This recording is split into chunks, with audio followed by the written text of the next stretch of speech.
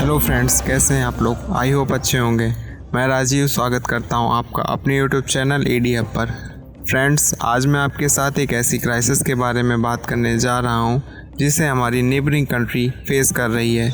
जी हाँ फ्रेंड्स, आज मैं आपके साथ श्रीलंका में इकोनॉमिक क्राइसिस के बारे में बात करूँगा और हम जानने की कोशिश करेंगे कि कैसे श्रीलंका में इकोनॉमिक क्राइसिस आई और श्रीलंका में इमरजेंसी डिक्लेयर हुई। क्या रीज़न्स रहे जो श्रीलंका को इकोनॉमिक क्राइसिस तक ले आए। श्रीलंका को इकोनॉमिक क्राइसिस में भारत की ओर से मिलने वाली हेल्प के बारे में और श्रीलंका इस इकोनॉमिक क्राइसिस जैसी सिचुएशन से कैसे उबर सकता है। तो चलिए शुरू करते हैं। सबसे पहले बात करते हैं श्रीलंका की गवर्नमेंट और जीडीपी के बारे में। अगस्त 2020 में श्रीलंका पीपल्स पार्टी SLPP के 74 ईयर ओल्ड नेता महिंदा राजपक्षे श्रीलंका के चौथी बार प्रधानमंत्री बने थे। महिंदा राजपक्षे के छोटे भाई गोटाबाया राजपक्षे श्रीलंका के प्रेसिडेंट हैं। पिछले 20 सालों से श्रीलंका में राजपक्षे परिवार की सरकार है। श्रीलंका में 26 सालों से चल रहे गृह युद्ध का एंड ईयर 2009 में हुआ था। गृह युद्ध से उबरने के बाद श्रीलंका की जीडीपी ग्रोथ 2012 तक 8 to 9% के हाई रेट से ग्रो कर रही थी। आइए फ्रेंड्स, अब आपको श्रीलंका की करंट सिचुएशंस के बारे में बताते हैं कि कैसे श्रीलंका में लोगों को खाना, पानी, बिजली, पेट्रोल, डीजल, मेडिसिन, वेजिटेबल जैसी डेली यूज़ होने वाली चीज़ों के लिए भी घंटों लाइन में लगना पड़ रहा है। बिजली में लंबी कटौती की वजह से सड़कों और घरों में लोगों को अंधेरे का सामना करना पड़ रहा है। विदेशी मुद्रा भंडार में भयंकर गिरावट की वजह से सरकार ज़रूरी चीज़ों के आयात के लिए भी भुगतान नहीं कर पा रही है। पिछले कुछ महीनों में चावल के रेट लगभग 2 गुने, सब्जियों के रेट लगभग 2.5 गुने और मिल्क पाउडर के रेट लगभग 4 गुने बढ़ गए हैं। श्रीलंका में फ्यूल ना होने की वजह से ट्रांसपोर्टेशन लगभग ठप हो चुका है। ट्रांसपोर्ट ठप हो जाने की वजह से टूरिज्म से आने वाला रेवेन्यू भी लगभग 0 हो चुका है, जो कि पहले जीडीपी में लगभग 10% कंट्रीब्यूट किया करता था। श्रीलंका में बढ़ती महंगाई और ख़राब आर्थिक हालात की वजह से हो रहे प्रदर्शनों के बाद केंद्रीय मंत्रिमंडल और सेंट्रल बैंक के गवर्नर ने इस्तीफ़ा दे दिया है। राष्ट्रपति गोटाबाया राजपक्षे ने सभी दलों को नई सरकार में शामिल होने के लिए न्योता दिया है। देश में बढ़ते आर्थिक संकट से परेशान होकर सड़कों पर उतरे लोगों का कहना है कि जब तक राजपक्षे अपना इस्तीफ़ा नहीं देंगे तब तक उनका विरोध प्रदर्शन जारी रहेगा।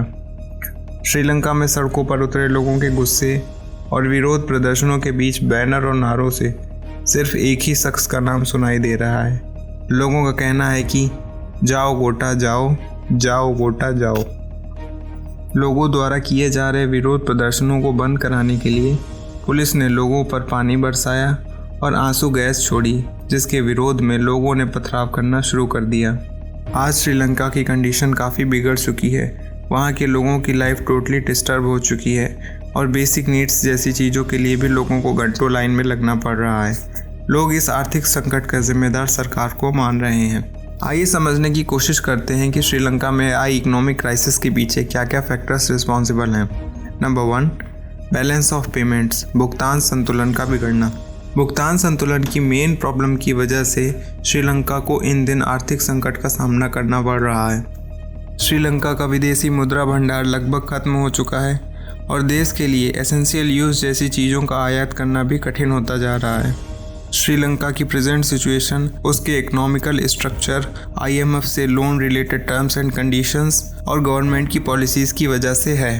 वैश्विक कमोडिटी मूल्यों में गिरावट, निर्यात में कमी और आयात में तेज़ी के साथ ईयर 2013 के बाद श्रीलंका की एवरेज जीडीपी राइज रेट घटकर लगभग 4.5% रह गया था।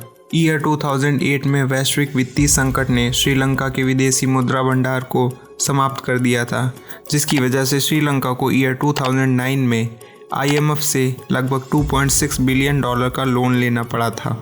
ईयर 2016 में एक बार फिर से श्रीलंका IMF के पास 1.5 बिलियन का लोन लेने पहुंचा, लेकिन IMF की टर्म्स एंड कंडीशंस को फुलफिल नहीं कर पाया और श्रीलंका को लोन नहीं मिल पाया। अप्रैल 2019 में कोलंबो के कई चर्च में ईस्टर बॉम्ब ब्लास्ट की घटना हुई थी, जिसमें लगभग 253 लोगों की मौत हो गई थी। इस घटना का रिजल्ट ये रहा कि श्रीलंका के टूरिज्म में गिरावट शुरू हो गई, जिसकी वजह से श्रीलंका का विदेशी मुद्रा भंडार धीरे धीरे घटने लगा। ईयर 2019 में गोटाबाया राजपक्षे की सरकार सत्ता में आई। राजपक्षे सरकार ने चुनाव जीतने के लिए जनता और किसानों से कई वादे किए और फ्री स्कीम्स एंड प्रोग्राम्स चलाए। इन प्रोग्राम्स ने भी श्रीलंका को इकोनॉमिकली वीक कर दिया था। ईयर 2019 में कोविड-19 महामारी की वजह से चाय, रबड़, मसालों और कपड़ों के निर्यात को नुकसान पहुंचा था। एक्सपोर्ट और टूरिज्म से आने वाला रेवेन्यू में भी भारी गिरावट की वजह से श्रीलंका आज इकोनॉमिक क्राइसिस का सामना कर रहा है। नंबर 2, ईयर 2021 में श्रीलंका गवर्नमेंट ने एक पॉलिसी अडॉप्ट की जिसमें फर्टिलाइज़र इंपोर्ट पर पूरी तरह बैन कर दिया गया और श्रीलंका को रातों रात 100% ऑर्गेनिक फार्मिंग वाला देश बना दिया गया, जिसकी वजह से फूड प्रोडक्शन में काफ़ी कमी आई और खाद्यान्न के प्राइस लगभग दोगुने होने लगे। इसका रिजल्ट ये रहा कि श्रीलंका के प्रेसिडेंट ने बढ़ती खाद्य कीमतें, करेंसी की लगातार डिप्रेशन और तेज़ी से घटते विदेशी मुद्रा भंडार को रोकने के लिए श्रीलंका में आपातकाल की घोषणा कर दी। श्रीलंका में करेंसी डिप्रिसिएशन का रेट वर्तमान में 15% से भी ज़्यादा है और एवरेज 17.5% रहने का अनुमान है, जिससे लाखों गरीब संकट में हैं। श्रीलंका ने हाई इंटरेस्ट रेट पर एक लोन को चुकाने के लिए दूसरा लोन और दूसरे लोन को चुकाने के लिए तीसरा लोन लिया। आज श्रीलंका के पास लगभग 51 अरब डॉलर का लोन हो चुका है और श्रीलंका में इन्फ्लेशन रेट लगभग 16.5% तक पहुंच गया है। फ्रेंड्स, ये तो रहे कुछ फैक्टर्स जिनकी वजह से आज श्रीलंका इकोनॉमिक क्राइसिस का सामना कर रहा है। आइए फ्रेंड्स, अब जानते हैं कि इस सिचुएशन में इंडिया श्रीलंका की हेल्प कैसे कर रहा है। श्रीलंका की हेल्प करना इंडिया के फेवर में है क्योंकि श्रीलंका के वीक होने से चाइना इंडो पैसिफिक एरिया पर अपनी पकड़ बनाना चाह रहा है। श्रीलंका की हेल्प करके इंडिया चाइना के इस प्लान को फेल कर सकता है। श्रीलंका के लोगों की कठिनाइयों को कम करने के लिए इंडिया जहां तक पॉसिबल है वहां तक लो कॉस्ट हेल्प प्रोवाइड कर रहा है। ईयर 2022 के स्टार्ट से इंडिया ने श्रीलंका को लगभग 1.4 बिलियन US डॉलर से भी ज्यादा की हेल्प की है, जिसमें $400 मिलियन का RBI करेंसी स्वैप, $500 मिलियन का लोन डिफरमेंट, फ्यूल इंपोर्ट के लिए $500 मिलियन का लाइन ऑफ क्रेडिट शामिल है।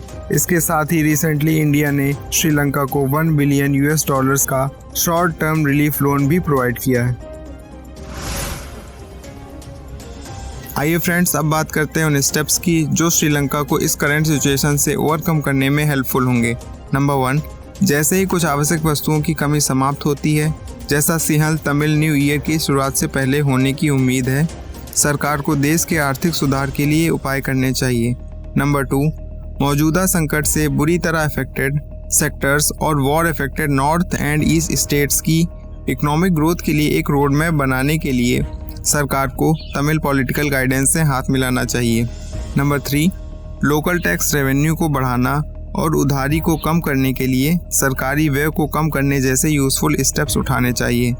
Number 4, subsidies, government schemes related management के रीअरेंजमेंट के लिए कड़े स्टेप्स उठाने चाहिए। नंबर 5, अवैध शरण की रोकथाम।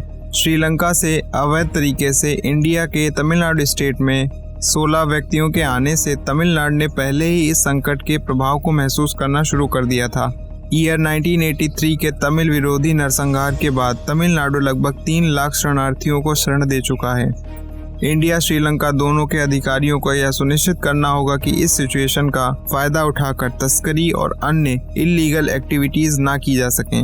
नंबर 6, श्रीलंका में चल रहे आर्थिक संकट के बीच इंडिया को श्रीलंका के लिए वित्तीय मदद, नीतिगत सलाह और इंडियन बिजनेसमैन की ओर से वहां इन्वेस्ट करने की पेशकश करनी चाहिए। फ्रेंड्स, ये थी कुछ इन्फॉर्मेशन श्रीलंका में चल रही इकोनॉमिक क्राइसिस के बारे में।